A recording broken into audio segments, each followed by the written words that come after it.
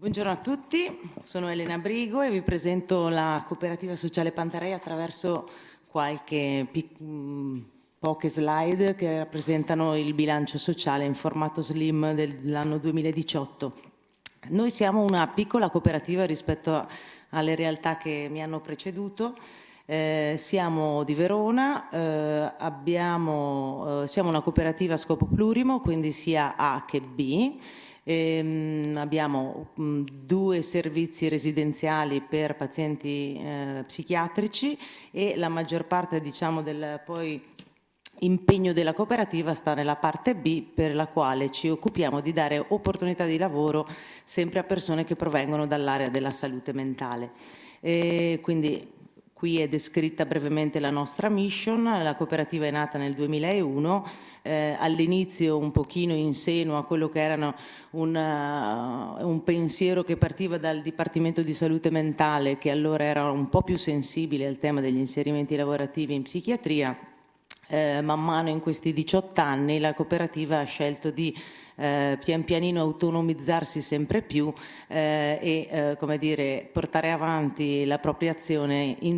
non indipendente, non proprio, ma comunque tracciando un pochino delle linee personali, visto la grande commistione iniziale con il Dipartimento di Salute Mentale. All'interno della nostra azione le parole che in qualche modo determinano la qualità del nostro fare sono quelle che vedete qui, quindi il tema principale che come dire, attraversa tutta l'azione della cooperativa di tipo B è il lavoro vero, cioè di considerare come possibile e non eccezionale, riprendendo un pochino le parole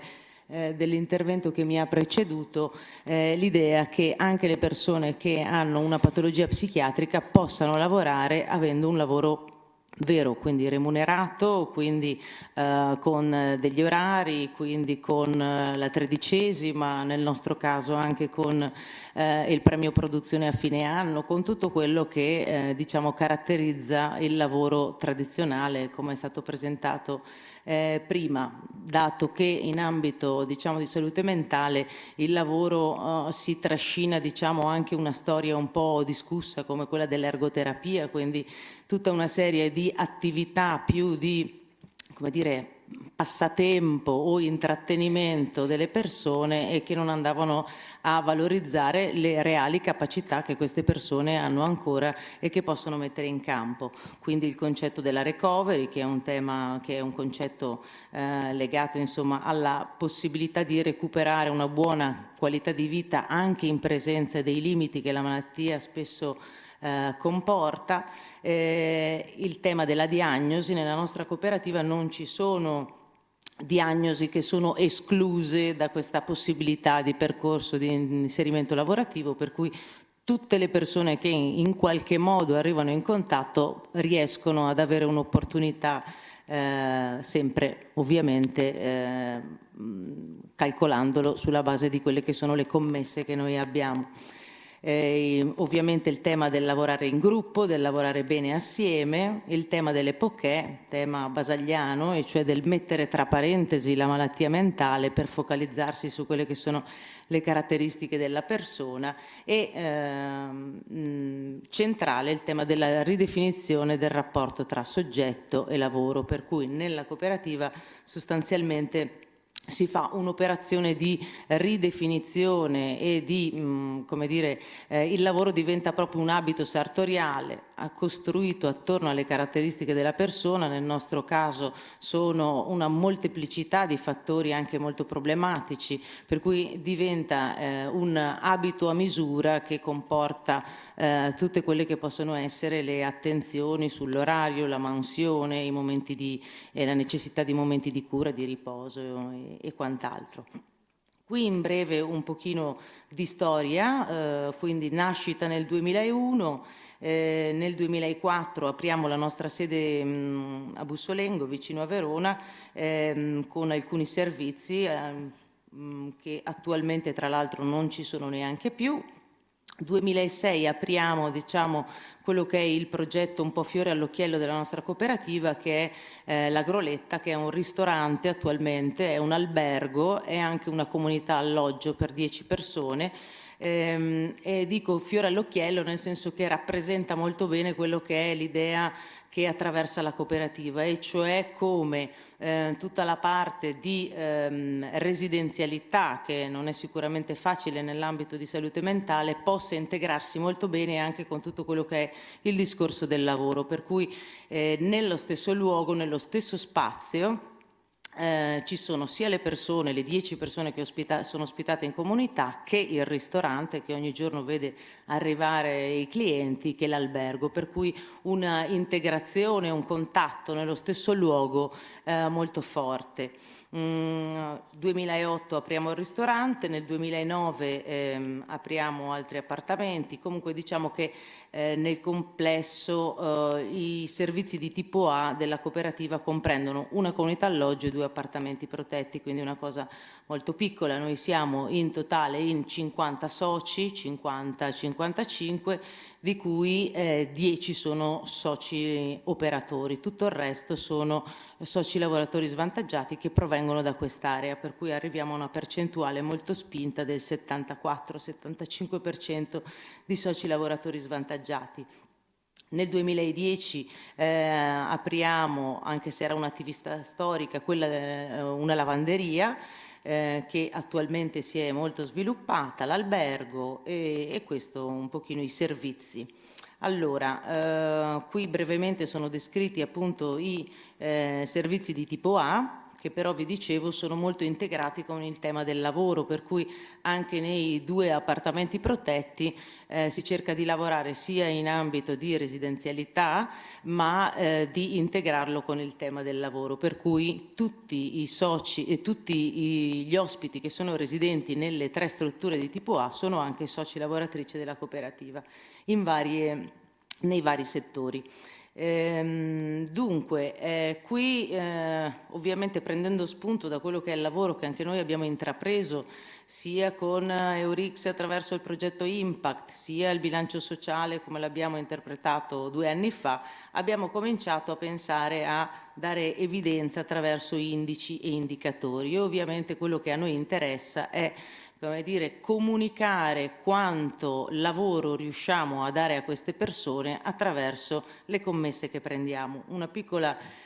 puntualizzazione sulla nostra cooperativa, che forse la differenzia un po', è che noi abbiamo il 99,9%, per non dire 100%, delle commesse che provengono dai privati, quindi non abbiamo nessun appalto, non abbiamo mai gareggiato per nessun tipo di servizio. Questo è stato ovviamente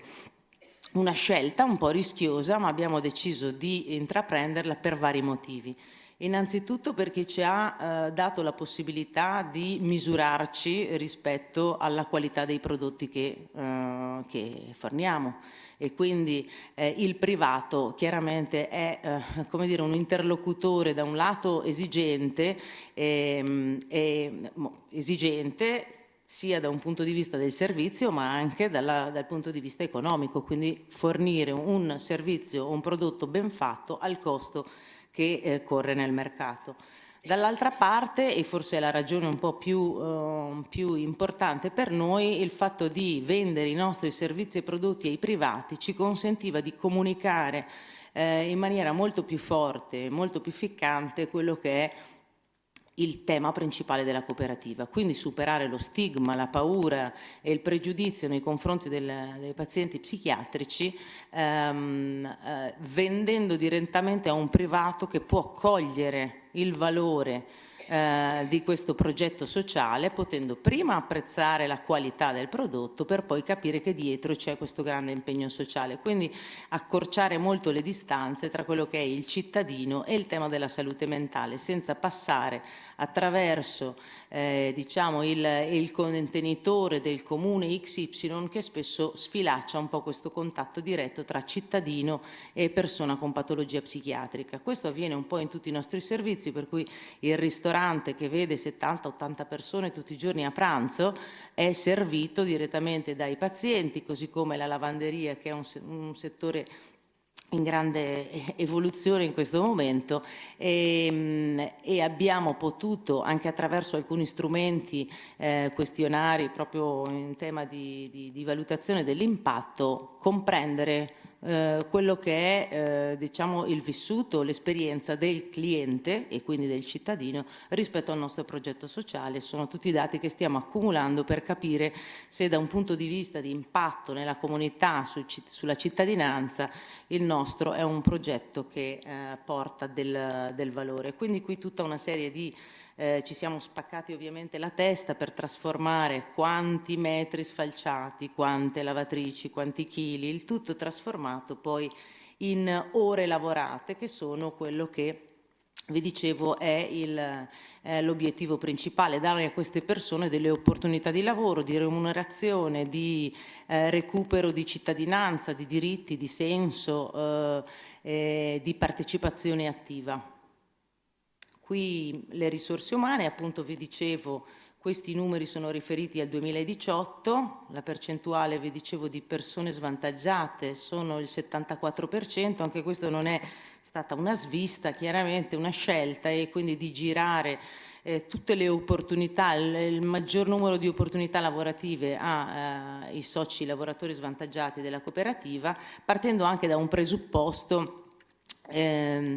un po' sfidante, e cioè mettiamo queste persone nelle condizioni di essere il più attive e il più autonome possibile. Io parlo del mio ambito perché altri li conosco poco, però in genere la persona con patologia psichiatrica è pensata come persona che deve avere almeno 15 persone attorno che lo controllano, lo guardano, lo stirano, lo lavano. In realtà, messi nelle condizioni giuste, sono persone che hanno la possibilità di essere molto autonomi, di darsi molto da fare, per cui c'è una proporzione veramente molto spinta, e abbiamo visto che questa è per ora, perché appunto vi dicevo siamo una realtà piccola, penso che pensata su altri numeri non possa valere. Ok, velocissima. Quindi queste le proporzioni e l'abito sartoriale. Per quanto riguarda i restanti 10 operatori, 12 diciamo normodotati tra virgolette, diciamo operatori, questi sono un po' di dati e quindi un'età molto bassa, nel senso che siamo su una media dei 36 anni, sì, più o meno. Sono tutti operatori quindi giovani, molti che vengono in cooperativa come prima esperienza lavorativa, non tutti specializzati in temi di salute mentale. Questa è l'ultima pagina che a me piace molto, che è quella dei numeri. Allora, questo è il 2018, il 2019 dovrebbe essere migliore, ma finalmente la cooperativa arriva a quello che è un obiettivo che noi ci poniamo da molti anni, e quindi di differenziare i nostri ricavi in maniera importante, e quindi superato nel 2018 con un 53% quelli che sono i ricavi da fonti private. L'obiettivo è quello di arrivare sempre più a poter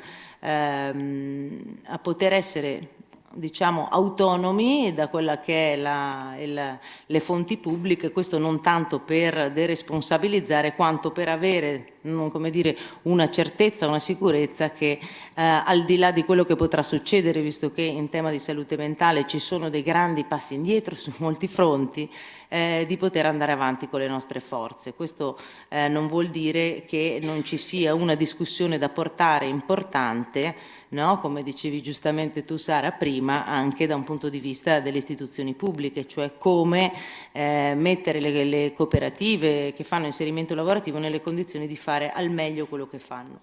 Ecco, questo diciamo un po' la nostra realtà in sintesi. Grazie.